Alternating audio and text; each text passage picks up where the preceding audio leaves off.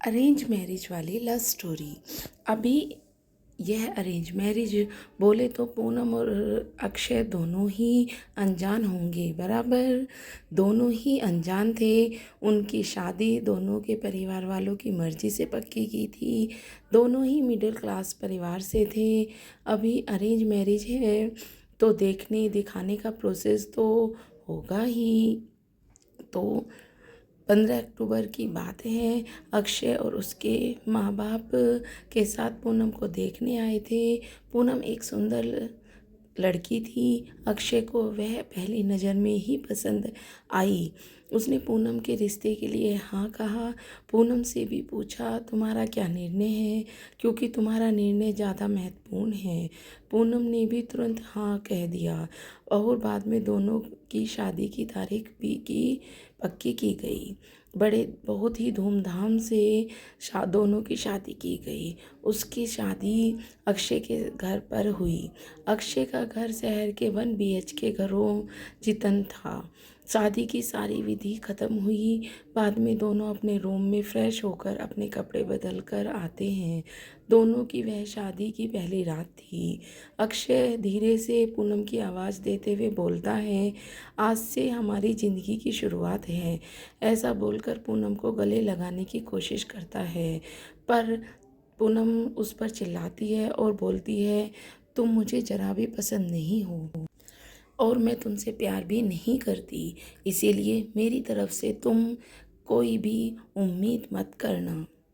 तो ये सुनते ही अक्षय उसकी बातें सुनकर हैरान हो गया, पर हिम्मत करके उसने पूनम से पूछा, पूनम अगर ऐसा था तो तुमने मुझसे शादी क्यों की? मैंने तुम्हारे साथ ज़बरदस्ती नहीं की थी। मैंने पूछा भी था तुम्हें, फिर तभी क्यों नहीं कहा मुझे? इस बात पर पूनम बोली, मुझे कुछ मत पूछो, 2-3 महीने एडजस्ट करो और फिर बाद में हम डिवोर्स लेकर अलग हो जाएंगे। यह सुनकर अक्षय को धक्का लगा। उसने पूनम को समझाने की बहुत कोशिश की, पर उसने अक्षय की कोई भी बात नहीं सुनी और वह अपने निर्णय पर डटी रही। यह सुनकर अक्षय उसे बोला, ठीक है, तुम्हें यही ठीक लगता है तो यही करेंगे, पर मेरी एक बात मानोगी क्या? पूनम बोलती है, क्या?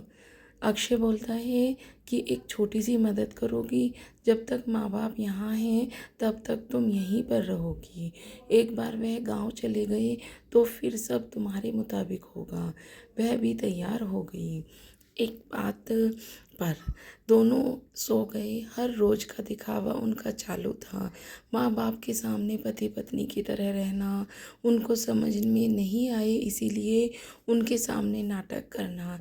ऐसा करते करते दिन ख़त्म होने लगे। दोनों ही नौकरी करते थे। फिर रोज के टाइम टेबल के अनुसार अपना अपना काम खत्म करके काम पर जाना। अक्षय रोज पूनम से प्यार से बोलने का प्रयास करता, पर पूनम अक्षय को अनदेखा करती थी, क्योंकि पूनम एक ही इच्छा थी कि उसकी जल्दी शादी नहीं करनी थी। घर के लोगों के मन उसे नहीं दुखाना था, इसीलिए शादी करने के लिए तैयार हुई। पर शादी करने के बाद भी फिर से अकेली रहने का विचार करती थी, क्योंकि उसे खुद की लाइफ किसी के साथ शेयर नहीं करनी थी।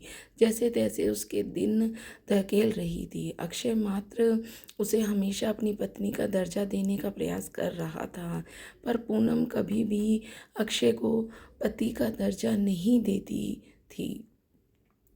एक दिन फर्श पर पानी गिरा हुआ था, तब पूनम के पैर पर उस पर अचानक से फिसला। उसका पैर फ्रैक्चर हो गया। अक्षय तुरंत उसे डॉक्टर के पास ले गया। उसका इलाज होता है।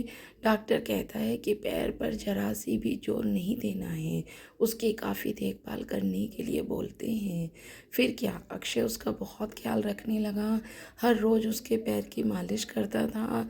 उसका पैर फ्रैक्चर होने के कारण उसे ठीक से खड़ा भी नहीं हुआ जा रहा था।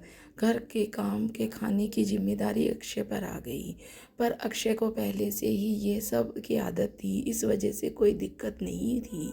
अक्षय रोज़ खाना खुद ही बनाता था। उसके माँ बाप भी उसे थोड़ा घर में मदद करते थे। रोज़ काम पर जाने से पहले पूनम के लिए नाश्ता खाना बनाकर खुद के हाथों से उसे नाश्ता खिलाता, फिर काम पर जाता। टाइम पर उसे फ़ोन करके दवाई लेने के लिए याद दिलाता। काम पर से आने के बाद सबसे पहले उसके पैरों की मालिश करता, उसे थोड़ा चलने के लिए मदद करता था। कोई भी काम हो उसके लिए मन से ही करता था। फिर भी वह अक्षय से प्यार नहीं बोलती। उसका मन अक्षय को स्वीकारने के लिए तैयार ही नहीं था। एक दिन पूनम को देखने के लिए उसकी सहेली आई।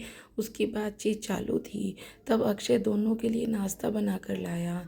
फिर वो पूनम से बोला, मैं ज़रा मार्केट से हो आता हूँ, थोड़ा सामान लाना है।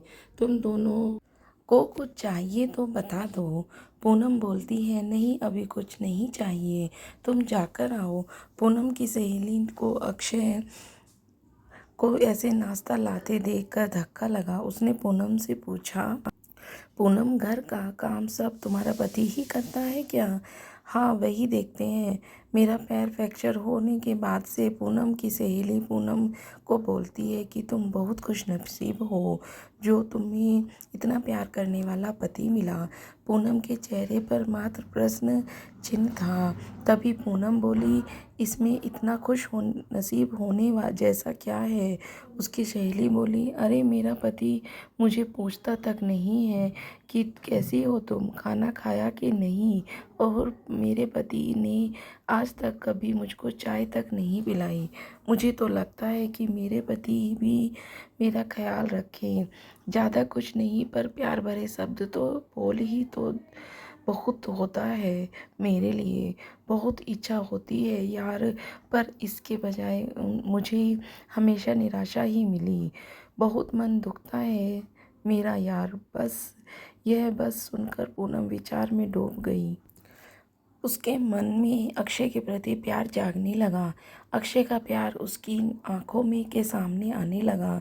वह उस पर चाँद छिड़कता है, यह उसे समझने लगा। अभी धीरे धीरे पूनम को भी अक्षय से प्यार होने लगा था, तो उस पर विश्वास करने लगी थी।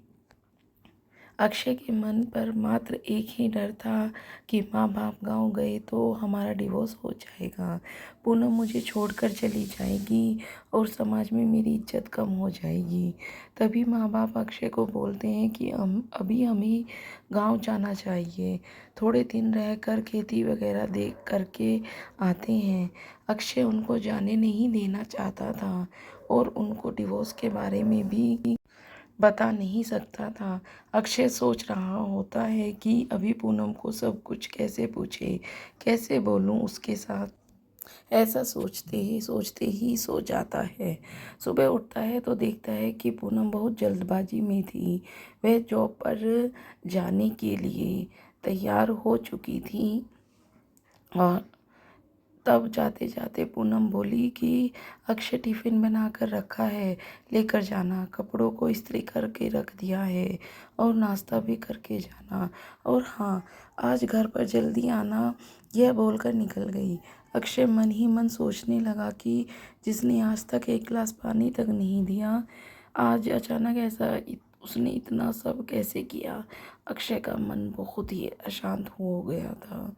वह भी यह सब काम करके ऑफिस के लिए निकल गया। उसके मन में बस इतना ही चालू था कि आज हमें डिवोर्स के बारे में बोलना है। आज का शाम का वक्त होता है। पूनम बताने के अनुसार अक्षय जल्दी घर आता है। पूनम ने खाना बनाकर सब काम निपटा कर रखा थे।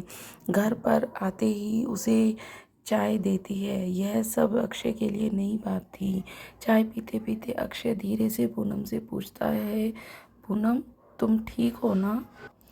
तुम्हें निर्णय तो लिया ही होगा ना, मुझे छोड़कर जाने वाली हो, इसीलिए सब कर रही हो ना? इस पर पूनम बोलती है, मैंने अपना फैसला ले लिया है और मैं कहीं पर भी नहीं जा रही हूँ।